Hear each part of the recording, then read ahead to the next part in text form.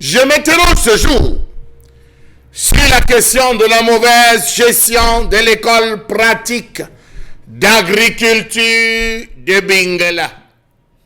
Et pas. Bombok parlait tout à l'heure de l'école Camille Chazot. Eh bien, on parle de l'école pratique d'agriculture de Bingela, créée et ouverte en 1962 par l'État camerounais pour l'insertion socio-professionnelle des jeunes dans les métiers agro-pastoraux. Cette école fonctionne depuis un budget de plus de 3 milliards de francs CFA.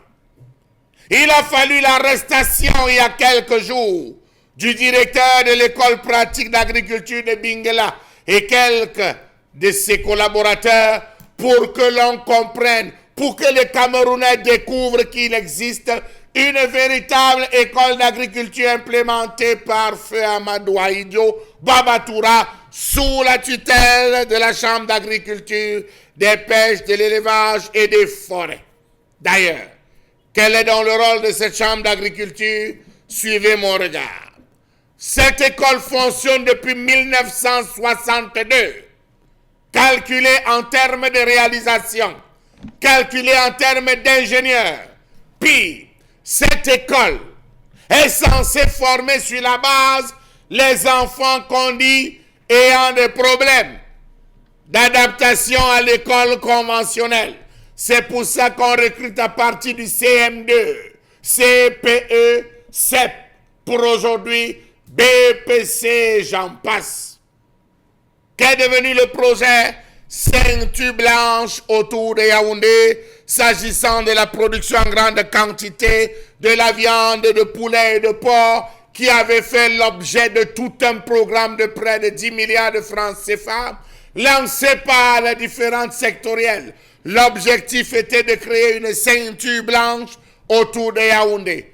Projet démarré, à la fin devenu éléphant blanc.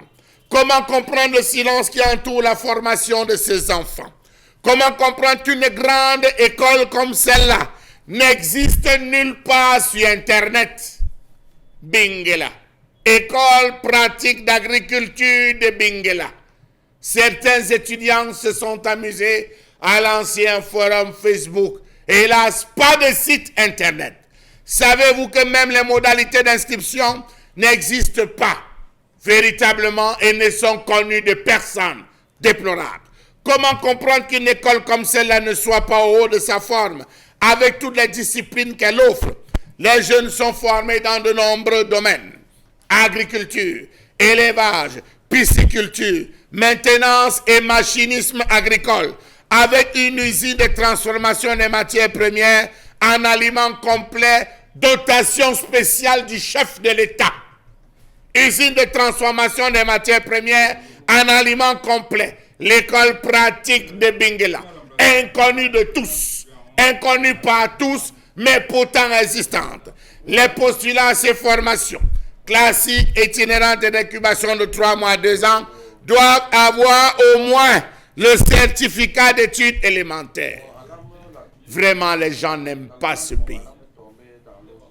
Les gens n'aiment pas ce pays et ont le courage de le dire aujourd'hui. En regardant la caméra, vous n'aimez pas ce pays. Voilà une école dont on devait faire la promotion. Hélas, un nombre de personnes qui se sucrent, qui se servent, qui mangent tranquillement. Cette école a été tenue de 1962 à pratiquement 1980 par des Blancs.